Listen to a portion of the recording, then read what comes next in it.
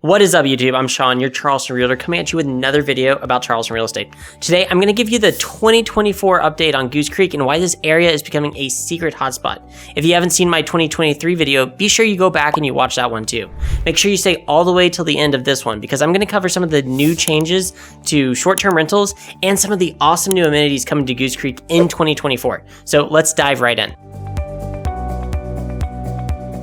So the city of Goose Creek was founded in 1961 and it resides within Berkeley County, so lower taxes. It's bordered to the east by the Cooper River and also shares borders with the city of Charleston, Hanahan, and North Charleston, as well as Ladson. In the 2020 census, the population of Goose Creek was just over 46,000 people. In 2024, that number has grown to over 50,000, which is a 9% increase according to worldpopulationreview.com. The population is growing at a rate of around 2% annually with no signs of slowing down. And in fact, that's consistent with the overall trend we're seeing here in the Charleston metro. According to the 2022 census data, the average median household income in Goose Creek is just over $84,000 per year and the median age is around 32 years old. So if you were to talk to some older Charleston residents, they might consider Goose Creek to be like part of the sticks, but it's just not like that anymore. There are truly some great communities and great amenities in the city, and it's worth considering for your next home purchase. So why is Goose Creek continuously growing? For one, I believe it's consistent with the general population growth that we're seeing in the entire Charleston metro.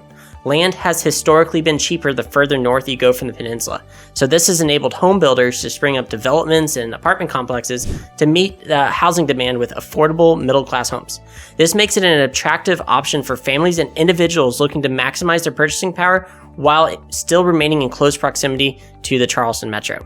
Another reason this area continues to grow is its amazing location. There is a ton to do within Berkeley County itself, but within an hour's drive, there are amazing natural attractions as well. Just an hour north of Goose Creek, you have Lake Moultrie and Lake Marion.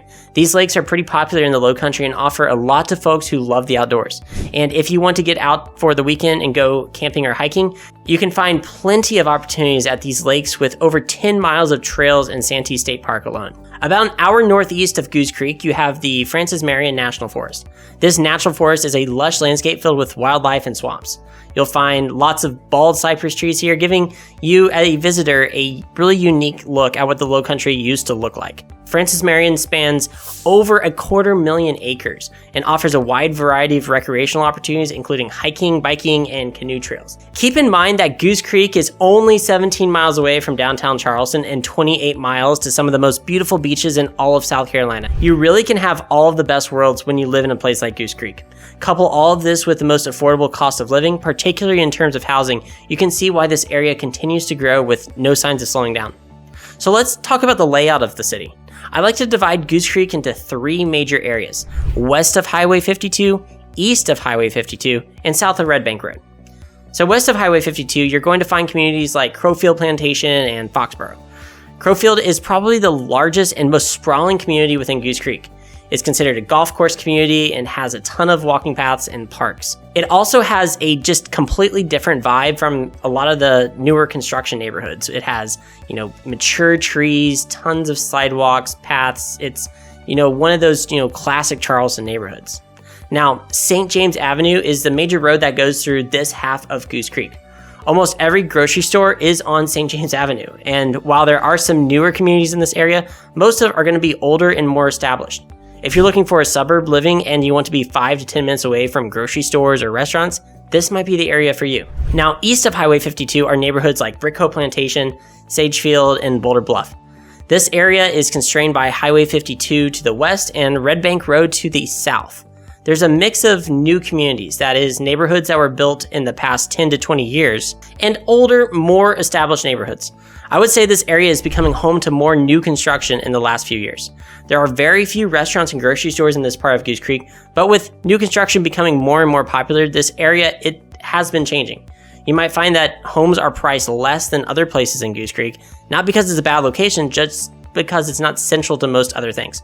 One could say it's like the height of suburbia. South of Red Bank Road, there are a few communities such as St. James Estates, and just to the south of those communities is the city of Hanahan. There are some established neighborhoods here, not much new stuff, and the prices here really vary depending on the neighborhood. So Goose Creek is the location of the Naval Weapons Station, which is a sprawling Navy base where thousands of sailors work. This makes Goose Creek a great spot for home buyers and investors alike, as the military's presence here really elevates the market.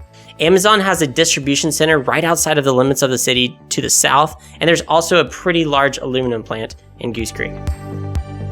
Transitioning to schools, Goose Creek is probably middle of the pack when it comes to school rankings in the Charleston metro, and not all schools are created equally. When it comes to elementary schools, Howe Hall and Merrington consistently rank near the top according to niche.com.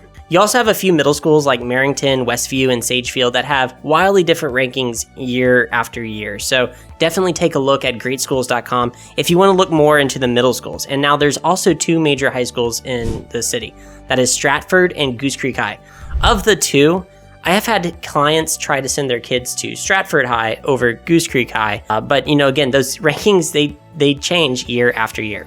And now let's talk about real estate in Goose Creek. According to Redfin data in June of 2022, the housing market is somewhat competitive still. Single-family homes in Goose Creek receive on average 2 offers and sell in around 49 days. The median sales price of single-family homes is $380,000, which is up 5.6% from last year. Townhomes, on the other hand, have a median sales price of just over $278,000, which is a 5.5% increase year over year. I would expect 150 to 300 townhomes and condos to be sold in Goose Creek, which accounts for about anywhere from 10 to 20% of the overall single-family attached inventory in all of Charleston.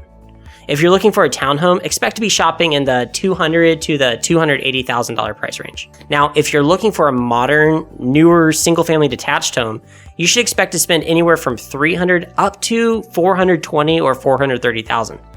You might also find older homes in the $200,000 price range as well. But those are going to be mostly branch-style homes with that brick veneer in some older neighborhoods. Now, for investors, Goose Creek continues to be a fantastic city to invest in.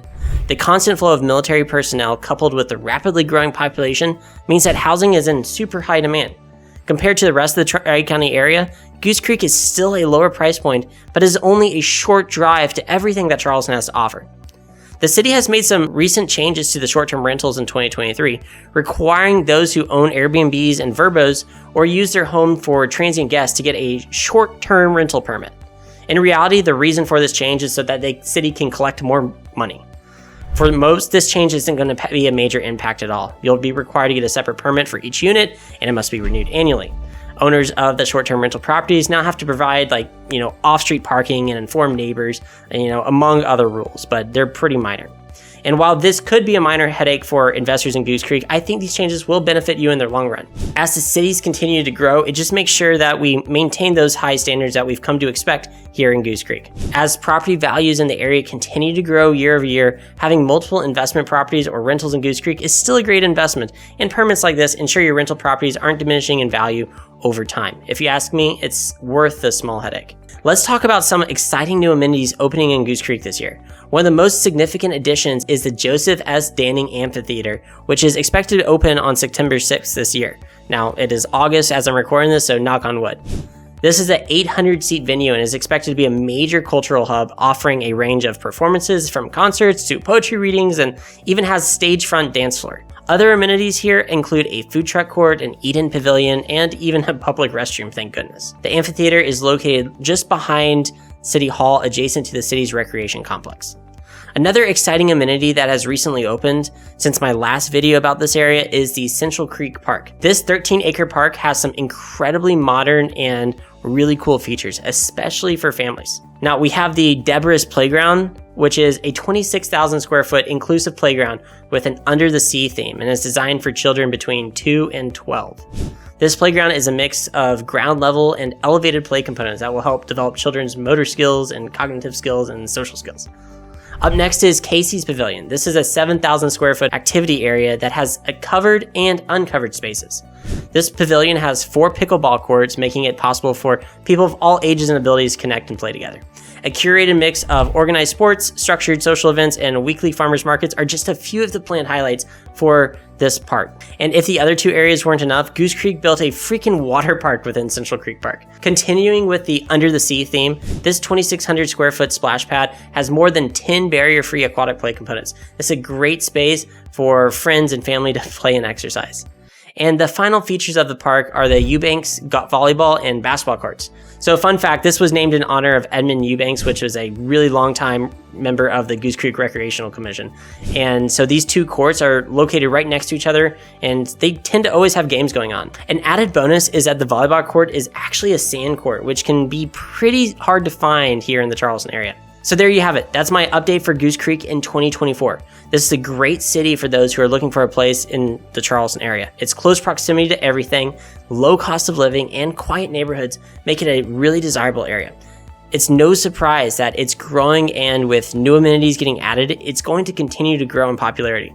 If you have any questions about the city, please feel free to drop me a comment or contact me personally. My information is in the description down below.